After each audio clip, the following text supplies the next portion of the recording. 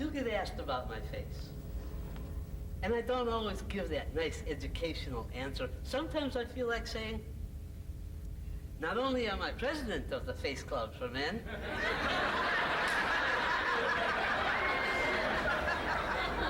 I'm also a client.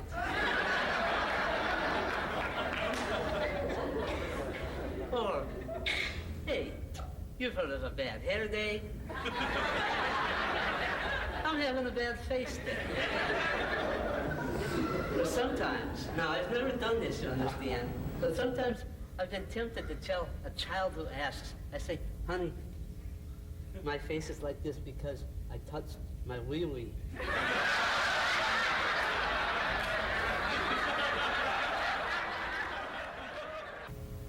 The first time I ever got up on stage and talked about facial difference, a woman came up to me afterwards and she said, David, thank you.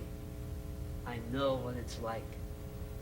It was terrible for me in high school because I had freckles. I thought, oh, really? The heartbreak of freckles.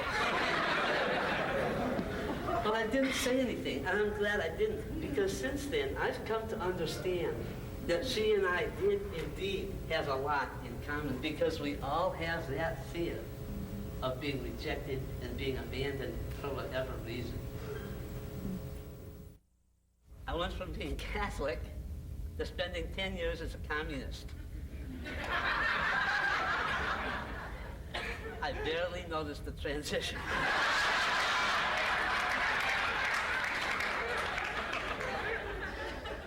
They are the two least fun cults.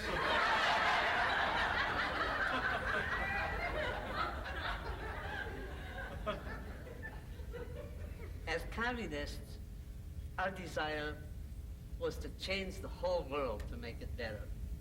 You get the idea? We're codependent to the whole planet. But you know, even with all that denial, and even with the struggle to follow the rules and to gain acceptance and to get by on courage and through grit, still, at times, there were like moments of pure grace that came along. We were organizing in San Francisco. It was a Get Out the Vote campaign. And I got it in my head that I was going to stand up on buses and give speeches. Great idea for a disfigured guy, right?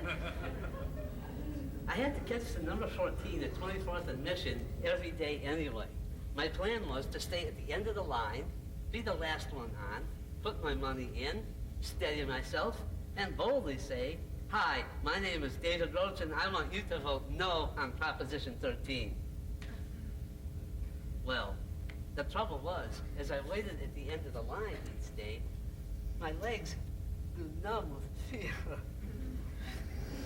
I could barely move. And the little man that lives in the back of my head, he tried to encourage me in a gentle way. He said, get going, are you a chicken? Coward! A wuss! Petty bourgeois coward!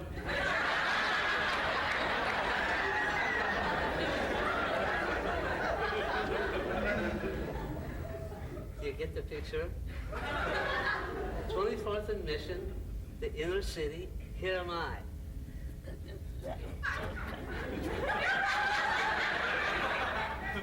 I'm sure all the passers-by are saying to themselves, oh, I hope he stands up and gives a speech and tells us how.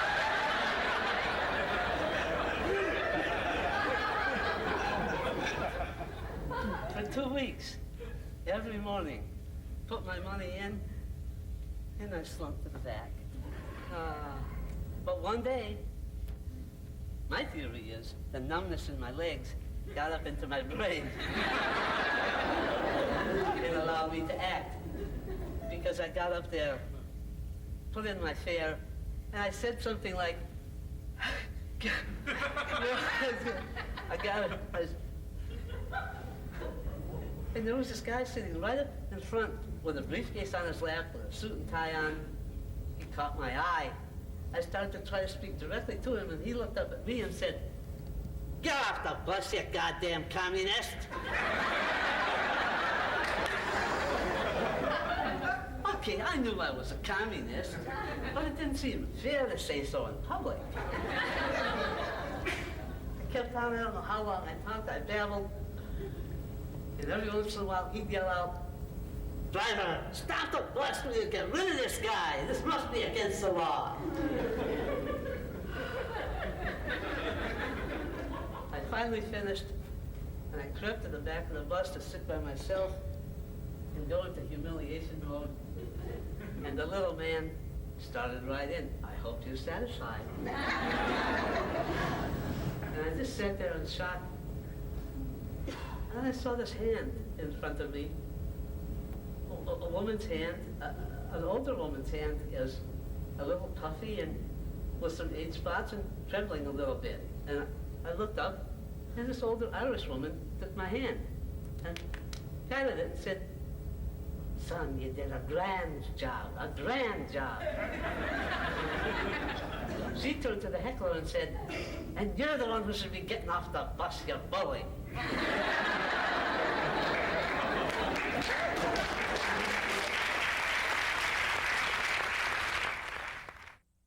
I finally did get to a seminary, believe it or not. And there I learned to speak Latin, and I learned to masturbate. Both at the same time. Where those priests conducted a constant war against our masturbation. The rule was, use a penis, go to hell. Nowadays, it would be 3 strokes and you're out.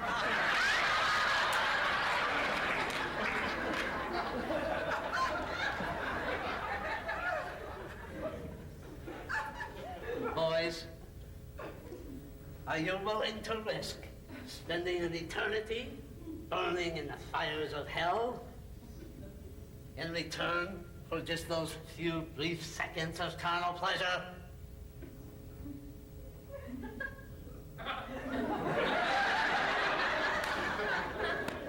Such a deal, huh? Tell you the way it worked. You'd masturbate, you'd go to confession, you'd say 10 Hail Marys. You'd masturbate, you'd go to confession, you'd say 10 Hail Marys. Hey, it kept me praying.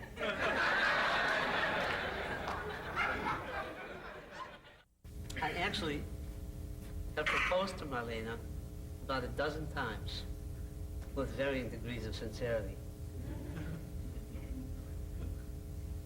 I think the first kiss I remember was in February of 1989, and I had been down in L.A.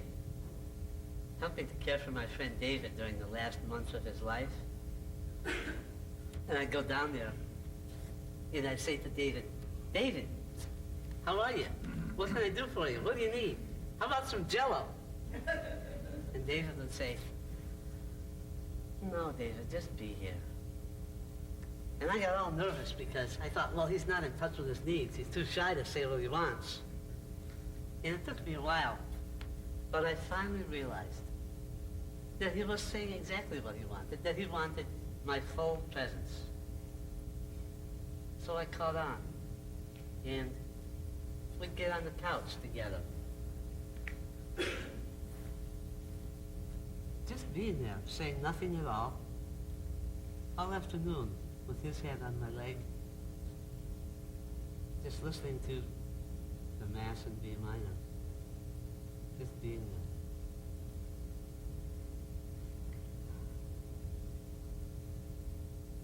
there. Then one Sunday, I was getting ready to fly back to San Francisco, and David asked me if I'd stay the week, and I was afraid to call my job and say that I wasn't going to come back. And then I had another moment of grace, because I was flooded with the realization that I did indeed want to just be there. I didn't make a choice. The choice was given to me. It was a moment of clarity when love took priority. And David did die that week. And it was that moment of grace with him that led to my expressing my love for Marlena, because I came back to San Francisco and I kissed her and I proposed for the first time. Although it's taken her 5 years to say yes. Well, sort of say yes. We were visiting our friend Susan a couple months ago. Susan was getting ready for a trip to Ireland, and Marlena said, you know what, I'd really like to go to Ireland on our honeymoon. And I didn't say anything, but the next day, on Sunday, I had made strawberry pancakes for breakfast. And I said, hon, what was this about going to Ireland on our honeymoon? Does that mean we're engaged now? And she said, well, yes, that's right. So there you have it. I'm Reverend Dave. I'm not perfect, but I am open to those moments of grace, at least 80% of the time. And that is perfect. Thank you.